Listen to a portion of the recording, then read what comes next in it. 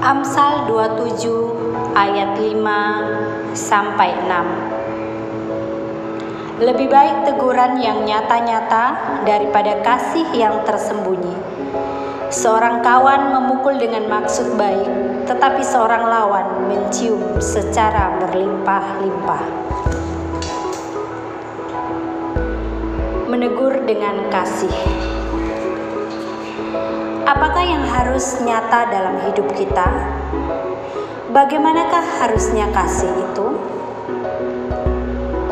Waktu saya mendapatkan laporan dari adik saya tentang kelakuan kakak saya yang benar-benar tidak baik, menurut saya ini sangat memalukan, sehingga saya sangat marah.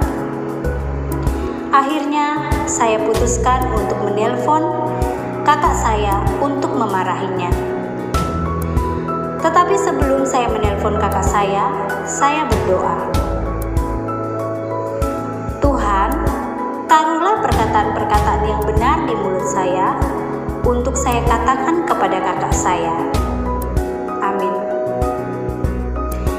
Meskipun saya sudah berdoa, tetapi saya benar-benar merasakan bahwa emosi saya masih belum stabil saat itu. Telepon pertama tidak diangkat. Kemudian saya menelpon yang kedua kalinya dan telepon saya diangkat oleh kakak saya. Tanpa pikir panjang, saya langsung mengeluarkan kata-kata penghakiman untuk kakak saya. Dan akhirnya hubungan kami pun kurang baik. Setelah saya selesai memarahi kakak saya lewat telepon, setelah itu saya berdoa dan minta ampun sama Tuhan atas kata-kata saya. Tuhan hanya mengingatkan kepada saya, ucapkanlah kata-kata yang berharga dan tegurlah dia dengan penuh kasih dan kesabaran. Saya benar-benar minta ampun kepada Tuhan Yesus karena saya tidak menjadi contoh yang baik bagi kakak saya. Akhirnya saya SMS dan saya katakan, saya minta maaf. Saya hanya mengasihimu dan Tuhan Yesus pasti juga sangat mengasihimu. Dan puji Tuhan, akhirnya hubungan kami yang sempat renggang akhirnya kembali baik. By Ocha. Apa yang perlu kita lakukan jika kita melihat seorang berbuat sesuatu yang salah? Respon terbaik tentu saja menegurnya, bukan membiarkannya. Amsal 27 ayat 5 mengatakan, lebih baik teguran yang nyata-nyata daripada kasih yang tersembunyi.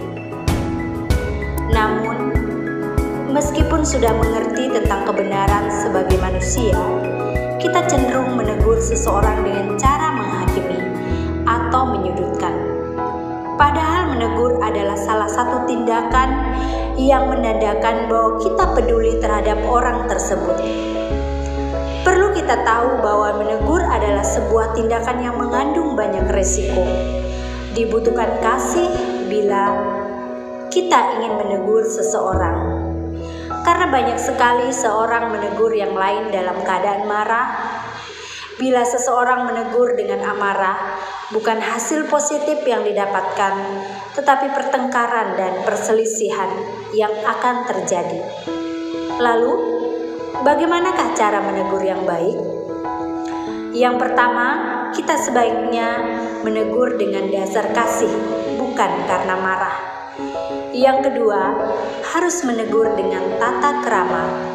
Yang ketiga, kita harus menegur dengan sopan santun. Dan yang keempat, kita harus menegur dengan didikan Amsal. Mari kita lakukan saat menegur, entah melalui medsos maupun langsung. Mari kita lakukan dengan dasar kasih dan keinginan untuk membangun kehidupan seseorang untuk menjadi lebih baik, seperti yang Yesus lakukan. Refleksi doa. Tuhan, mampukan kami agar dapat mendidik sesama kami dengan baik dan benar.